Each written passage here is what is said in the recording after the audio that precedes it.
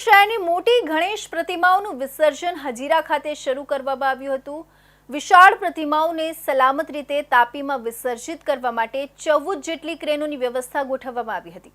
હજીરા ખાતે થયેલા આકાશી દ્રશ્યો ભાવિક ભક્તોને મંત્રમુગ્ધ કરી દે એવા બન્યા હતા। સુરત પોલીસ કમિશનર જાતે હજીરા ખાતે પહોંચી વિસર્જનની સમગ્ર પ્રક્રિયાનું નિરીક્ષણ કર્યું હતું। મોટી સંખ્યામાં પ્રતિમાઓનું વિસર્જન સુચારુ રીતે અને વહેલા પૂર્ણ થાય તે માટે પોલીસ દ્વારા ખાસ પ્રયાસો હાથ ધરાયા હતા। સુરત શહેરમાં ગણેશોત્સવની ઉજવણી ઉમંગ અને ઉલ્લાસથી કરવામાં આવે છે। દર વર્ષે હજારો ભાવિકો પોતપોતાના વિસ્તારમાંથી ગણપતિ બાપ્પાનું ઘરમાં આવકારે છે અને પછી વિધિવત રીતે વિસર્જન કરે છે।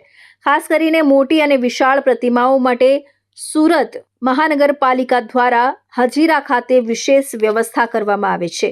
આ વર્ષે પણ હજીરા ખાતે મોટી ગણેશ પ્રતિમાઓનું વિસર્જન ભવ્ય રીતે યોજાયું હતું। સુરતના હજીરા ખાતે ગણપતિ વિસર્જન માટે કુલ 14 જેટલી વિશાળ ક્રેનો મૂકવામાં આવી હતી। આ ક્રેનો મૂકવાના કારણે વિસર્જન પ્રક્રિયા સરળ અને સુરક્ષિત બની હતી। આ વિશાળ ક્રેનો દ્વારા દરિયામાં પ્રતિમાનું ધીરે ધીરે વિસર્જન કરવામાં આવ્યું હતું અને આ સમગ્ર દ્રશ્ય એક ભવ્ય આકાશી નજરે પડ્યું હતું।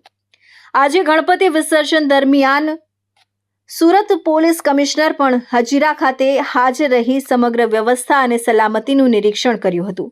પોલીસ વિભાગ દ્વારા એ પ્રયાસ પણ કરવામાં આવ્યા કે વિસર્જન પ્રક્રિયા વહેલી તકે શરૂ થઈ જાય જેથી ભીડ ટાળી શકાય અને ટ્રાફિક પણ નિયંત્રિત રહી શકે।